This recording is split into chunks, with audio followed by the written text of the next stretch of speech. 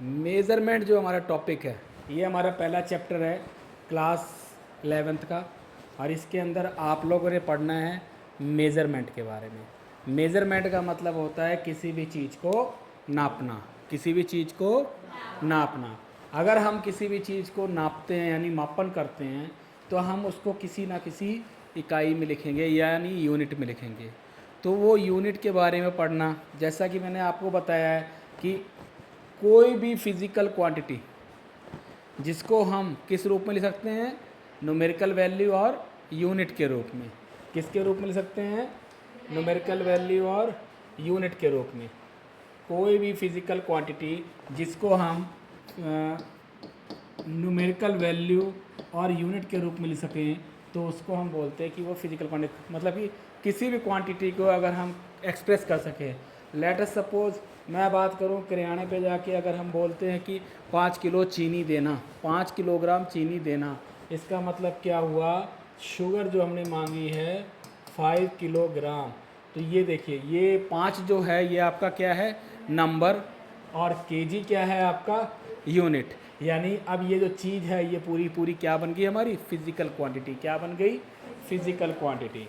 Now अब measurement देखिए, simple सी भाषा है, पहले फिजिक्स की भाषा। पहले हमने फिजिक्स की भाषा ये बताई थी, डेफिनेशन क्या बताई थी फिजिक्स की? Physics is a branch of science which deals with the study of nature and natural phenomena.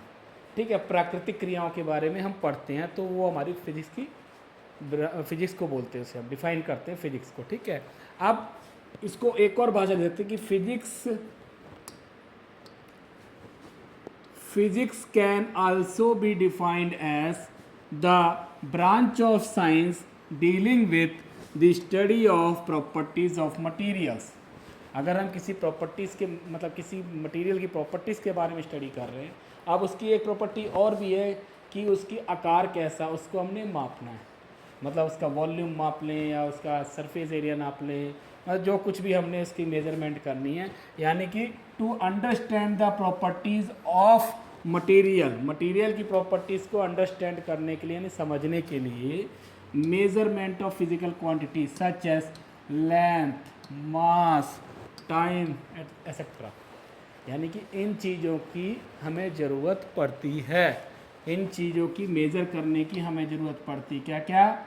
Length, मास और टाइम। और भी हैं, कई क्वांटिटीज़ हैं। 7 तो फंडामेंटल है, 2 सप्लीमेंट्री हैं, बाकी सारी डिराइव्ड हैं। 7 फंडामेंटल, 2 सप्लीमेंट्री, बाकी सारी डिराइव्ड। तो यहाँ तक क्लियर हो गया आप लोग को? देखिए, हम बात करेंगे फंडामेंटल क्वांटिटीज़ क्या होती हैं और डिराइव्ड क्वांटिटीज़ क्या होती हैं। ठीक है, तो फंडामेंटल क्वांटिटीज़ क्या होती हैं? फिजिकल क्वांटिटीज़ को हम 2 पार्ट में बांट सकते हैं। एक हमारे पास होगा फंडामेंटल क्वांटिटीज़ और एक होता है डिराइव्ड क्वांटिटीज़। फंडामेंटल क्वांटिटीज़ की डेफिनेशन है, अब ये यहाँ से आपने डेफिनेशन याद रखनी है। ये आपकी डेफिनेशन है यहाँ से। Fundamental quantities are quantities which can not be expressed in terms of any other physical quantity. For example, quantities like length, mass, time, temperature are fundamental quantities। यानी कि फंडामेंटल क्वांटिटीज़ क्या होती हैं जिसको किसी और क्वांटिटी में हम एक्सप्रेस नहीं कर सकते, जिसको सिर्फ और सिर्फ फंडामेंटल क्वांटिटी अपने आप में एक्सप्रेस करती है, तो उसको हम बोलते हैं फंडामेंटल क्वांटिटीज़। और इसके साथ जो यूनिट लगी होती है उसको हम बोलते हैं फंडामेंटल यूनिट। उसी हिसाब से इनके अलावा quantities that can be expressed, quantities that can be express in terms of fundamental quantities are called derived quantities. यानी जिन क्वांटिटीज़ को हम फंडामेंटल क्वांटिटीज़ के रूप में यूज़ करें, सपोज करो लेंथ है, लेंथ की बात करें तो लेंथ कौन सी क्वांटिटी है हमारी? फंडामेंटल। लेंथ कौन सी क्वांटिटी है हमारी? फंडामेंटल। लेकिन एरिया की बात करते हैं, एरिया में 2 बार लेंथ का हम यूज़ करेंगे, लंबाई गुने चौड़ाई, लेंथ इनटू ब्रेड्थ, यानी 2 बार लेंथ आ गई। तो अब 2 बार हमने फंडामेंटल क्वांटिटी यूज़ कर ली, तो वो हमारी क्या कहलाती है? Derived quantity. कौन सी क्वांटिटी कहलाएगी? Derived quantities. क्लियर हो गया यहाँ तक? नाउ अब हम बात करेंगे यूनिट्स के बारे में।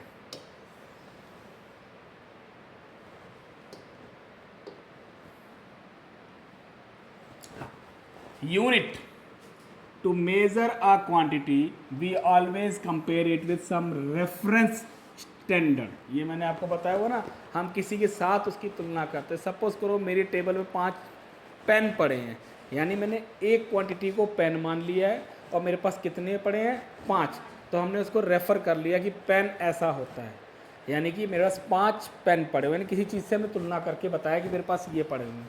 ठीक है, तो to say the rope is 10 metre long is easy to say that 10 times as long as object whose length is defined as 1 metre. अगर हमारे पास एक रस्सी 10 मीटर की पड़ी है, अगर हमारे पास एक रस्सी 10 मीटर की पड़ी है, तो उसको 10 मीटर बोलने की जगह अगर हम ये बोलें कि 1 मीटर, एक ऑब्जेक्ट जो 1 मीटर का है वो 10 गुना हो, इतनी लंबी रस्सी है मेरे पास. ठीक है ना, अब मेरे पास 10 मीटर लंबी रस्सी है. ठीक है, लेकिन अगर इसको बोलने से बढ़िया अगर मैं ये कह दूं कि मेरे पास 1 मीटर वाली 10 रस्सियां हैं.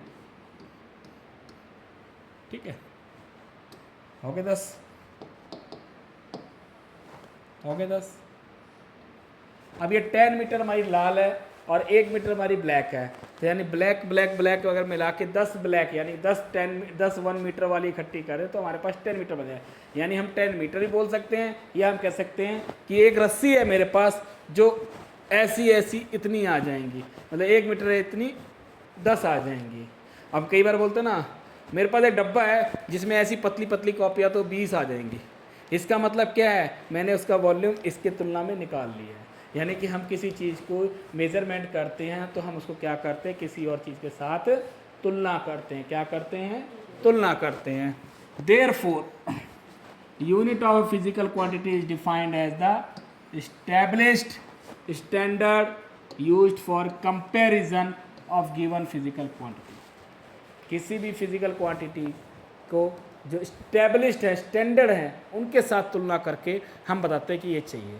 अब सपोज करो हम बोलते हैं 5 किलोग्राम चाहिए, तो 5 किलोग्राम तो चाहिए 5 किलोग्राम चाहिए. कितना चाहिए, 5 किलोग्राम. यानी किलोग्राम एक चीज़ है हमारे पास, किलोग्राम एक चीज़ है हमारे पास, तो 5 किलोग्राम चाहिए. वैसे उस वजन की मुझे 5 आइटम चाहिए, तभी हम 5 किलोग्राम बोलते हैं, या 50 किलोग्राम या 25 किलोग्राम, जो भी बोले. समझ में आ गया.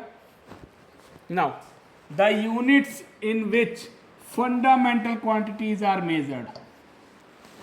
फंडामेंटल क्वांटिटी जिस यूनिट से मेजर की जाती है उसका नाम क्या होता है, फंडामेंटल यूनिट. क्या होता है, यूनिट्स. और जिनको डिराइव्ड यूनिट मेजर करी जाती हैं वो क्या कहलाती है, डिराइव्ड यूनिट्स. क्या कहलाती हैं, डिराइव्ड यूनिट. क्लियर है यहाँ तक.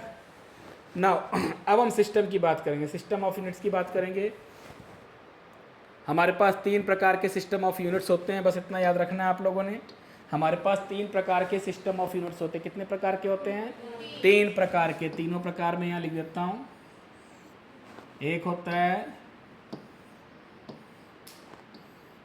ये हमारे पास क्वांटिटी हो गई और ये यूनिट सिस्टम हो गया. ठीक है, नीचे क्वांटिटी हम लिख देंगे. मान लो मुझे लेंथ मापनी है, मेजर नापना है और टाइम मापना है. ठीक है, तो पहला सिस्टम ऑफ यूनिट्स है हमारे पास ब्रिटिश सिस्टम. ब्रिटिश सिस्टम जिसमें हम फुट, पाउंड और सेकंड का प्रयोग करते हैं. इसको हम FPS सिस्टम भी बोलते हैं. FPS system. कौन सिस्टम, FPS सिस्टम.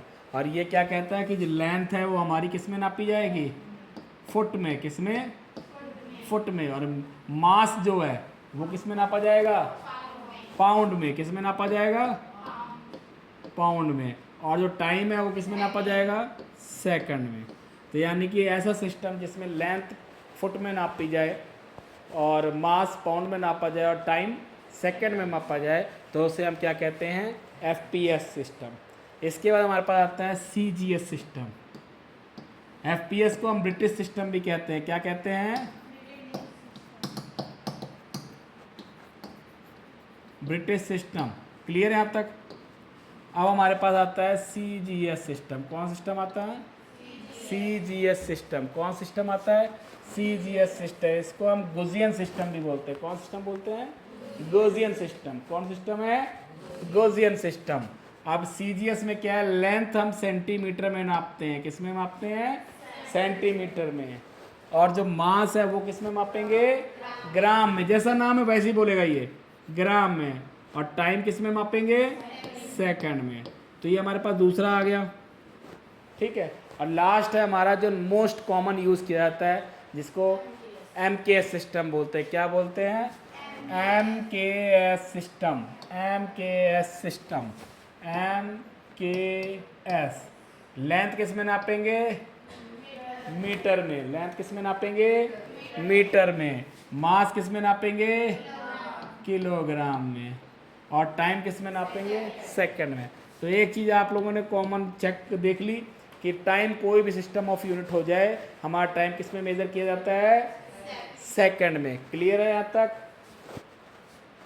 ना। 3 सिस्टम ऑफ यूनिट्स मैंने आपको बता दिए। कौन कौन से बता दिए थे, FPS, CGS और MKS। तो ये आप लोगों ने याद कर लेना सिस्टम ऑफ यूनिट्स क्या होते हैं, कितने प्रकार के होते हैं। नाउ अब हम SI सिस्टम ऑफ यूनिट्स की बात करेंगे। किसकी बात करेंगे, SI सिस्टम ऑफ यूनिट्स। किसकी बात करेंगे, SI system of units. SI system of units किसकी बात कर रहे हैं हम लोग यहाँ पे, SI सिस्टम ऑफ यूनिट्स। इसके अंदर जो मोस्ट कॉमनली यूज़ करते हैं उसको हम SI सिस्टम बोलते हैं। In the year 1960 accepted the SI system of units. This system is essentially a modification over MK system. सिर्फ MK सिस्टम को ही यूज़ करके थोड़ा सा मॉडिफिकेशन करके ही हमने SI सिस्टम कह दिया है। यानी कि जो SI सिस्टम ऑफ यूनिट्स है वो मोस्टली MKS को ही यूज़ करता है, मोस्टली MKS को ही यूज़ करता है। अब हम बात करेंगे in the SI system of units there are 7 fundamental quantities and 2 supplementary quantities. कौन कौन सी क्वांटिटी बताई मैंने, फंडामेंटल एंड सप्लीमेंट्री। तो फंडामेंटल क्वांटिटीज़ कितनी है हमारे पास, 7, और सप्लीमेंट्री कितनी है, 2। तो हम इसके आगे बढ़ेंगे यूनिट्स के अंदर। ये देखिए, ये आगे हमारे पास वो टेबल जिसके बारे में हम बात कर रहे थे कि हमारे पास फंडामेंटल क्वांटिटीज़ कितनी हैं, 7। पहली लेंथ, दूसरी मास, तीसरी टाइम, चौथी इलेक्ट्रिक करंट, पांचवी टेम्परेचर, छठी ल्यूमिनस इंटेंसिटी, और सातवीं है हमारे पास amount of substance, amount of substances. Clear है यहाँ तक। अब इनकी तो ये हमारे पास क्या है, ये तो नाम है हमारे पास। फंडामेंटल क्वांटिटीज़ कितनी है, 7 है। इनके नाम क्या क्या है, length, mass, time, temperature, electric current, luminous intensity और अमाउंट ऑफ सब्सटेंस। ठीक है। अब हम बात कर रहे थे यूनिट्स की, तो इसके यूनिट्स भी होंगे जिनको हम क्या कहते हैं, फंडामेंटल यूनिट्स। क्या कहते हैं, फंडामेंटल यूनिट्स। आप देखिए लेंथ की यूनिट क्या है, मीटर, और इसको हम छोटे m से डिनोट करते हैं। ध्यान रखना, किससे डिनोट करते हैं, छोटे m से, छोटे m से डिनोट करते हैं। यानी कि लेंथ की यूनिट क्या है हमारे पास, मीटर। लेंथ की यूनिट क्या है, मीटर। मास की यूनिट क्या है, टाइम की यूनिट, इलेक्ट्रिक करंट की, टेम्परेचर की, ल्यूमिनस इंटेंसिटी की, कैंडेला। क्या नाम है, कैंडेला। और अमाउंट ऑफ सब्सटेंस की है मोल। ये तो यूनिट्स हो गए, लेकिन हमको लिखते कैसे हैं, सिंबल क्या है इनका। तो हम सिंबल की बात करेंगे। मीटर को हम m से डिनोट करेंगे, किलोग्राम को kg से। ध्यान रखना k छोटा है, g छोटा है। कई बार बड़ा लिखते, लेकिन आप सिंपल लिखा करो, कोई दिक्कत नहीं। s छोटा सेकंड, यानी छोटा s लिखोगे तो सेकंड है। इसके बाद a कैपिटल का होगा एम्पियर, a कैपिटल का होगा एम्पियर। यहाँ आप नोट करिएगा, यहाँ आप नोट करिएगा कि ये जो चीज़ है ये m कहाँ से बना है। जो इसकी यूनिट है ना, उसका पहला अक्षर, यूनिट का पहला अक्षर, किलोग्राम, किलो का k और ग्राम का g, किलोग्राम। सेकंड, सेकंड मतलब सेकंड यूनिट का s। ठीक है। अब एम्पियर क्या है, एम्पियर करंट की यूनिट है, तो एम्पियर पहला अक्षर। ठीक है। केल्विन पहला अक्षर, कैंडेला पहला, और ये सीडी, और लास्ट मोल, मोल ही है, मोल से उठा लिया हमने मोल। यहाँ तक क्लियर हो गई यूनिट्स आप लोग को। अब हम बात करें सप्लीमेंट्री क्वांटिटीज़ की। किसकी बात करेंगे? Supplementary quantities. Supplementary quantities are those quantities which have no units. इनकी कोई यूनिट्स नहीं होती, ध्यान रखना, ठीक है, कि होती है, लिखी पड़ी है सामने, होती है। कुछ क्वांटिटीज़ आएंगी पर सप्लीमेंट्री क्वांटिटीज़ की यूनिट है। मैंने इसलिए जानबूझ के थोड़ा गलत बोलने देखता हूँ, देख भी रहे हैं कि नहीं देख रहे हो, सामने लिखी पड़ी है। प्लेन एंगल की यूनिट क्या है? Radian, red. और सॉलिड एंगल की यूनिट क्या है? स्टीरेडियन, ऐसा। ये ध्यान रखना। क्या क्या है? प्लेन एंगल सिंपल रेडियन में हम नापते हैं। किस में नापते हैं? रेडियन में। और सॉलिड एंगल किस में नापते हैं? स्टीरेडियन में। किस में नापते हैं? स्टीरेडियन में। रेडियन को RAD से नोट करते हैं, स्टीरेडियन को SR से नोट करते हैं। तो ये यूनिट्स क्लियर हो गई आपको, सप्लीमेंट्री यूनिट्स और अपनी फंडामेंटल यूनिट्स। फंडामेंटल यूनिट कितने प्रकार की होती है हमारे पास? 7 प्रकार की। और सप्लीमेंट्री यूनिट्स हमारे पास 2। सप्लीमेंट्री कौन कौन सी होती हैं यूनिट? रेडियन और स्टीरेडियन। क्वांटिटी कौन कौन सी होती है? प्लेन एंगल और सॉलिड एंगल। अब प्लेन एंगल क्या होता है, सॉलिड एंगल क्या होता है बताऊंगा आपको। प्लेन एंगल वो होता है जो हम कॉपी पे बनाते हैं, और सॉलिड एंगल वो होता है अगर सपोज करो आप टॉर्च ऑन कर दो तो टॉर्च से एक एंगल बन रहा है 3D में, तो सॉलिड एंगल कहलाता है। ठीक है, टॉर्च चलाई होगी, रात में टॉर्च चलाओ ग्राउंड में, फिर आप देखो ऐसे लाइट दिखाई देती है, तो एक एंगल बना रहा होता है उसके साथ। ठीक है। अब यूनिकनेस ऑफ सिस्टम की बात करेंगे, इसके पर हम बात करेंगे डिराइव्ड क्वांटिटीज़ में। नाउ अब हम आएंगे डिराइव्ड क्वांटिटीज़ में। ये आपने सभी ने कॉपी में नोट करके लाना है, ठीक है। तो एरिया जो है इसका फॉर्मूला आपको पता ही है, क्या होता है? लेंथ गुणे में ब्रेड्थ। लेंथ किस में नापी जाती है? मीटर में। ब्रेड्थ किस में नापी जाती है? मीटर में। तो इसकी जो यूनिट बनेगी वो क्या बनेगी? Metre square. क्या बनेगी? Metre square. अब वॉल्यूम की बात करते हैं। वॉल्यूम देखो, एरिया इनटू में हाइट, इसी से फॉर्मूले बनते जाएंगे। एरिया इनटू में हाइट, जब एरिया पता है उसको हाइट से गुणा कर दो तो वॉल्यूम मिल जाता है। तो हाइट भी तो हम मीटर में नापते हैं, तो मीटर स्क्वायर इनटू मीटर क्या बन जाएगा? क्या बन जाएगा? Metre cube. यानी इसकी यूनिट हमारे पास क्या बन जाएगी? Metre cube. इसी हिसाब से वेलोसिटी की बात करेंगे। ये होता है डिस्प्लेसमेंट बटे टाइम। डिस्प्लेसमेंट यानी कि विस्थापन दूरी। दूरी किस में नापी जाती है? मीटर। किस में नापते हैं?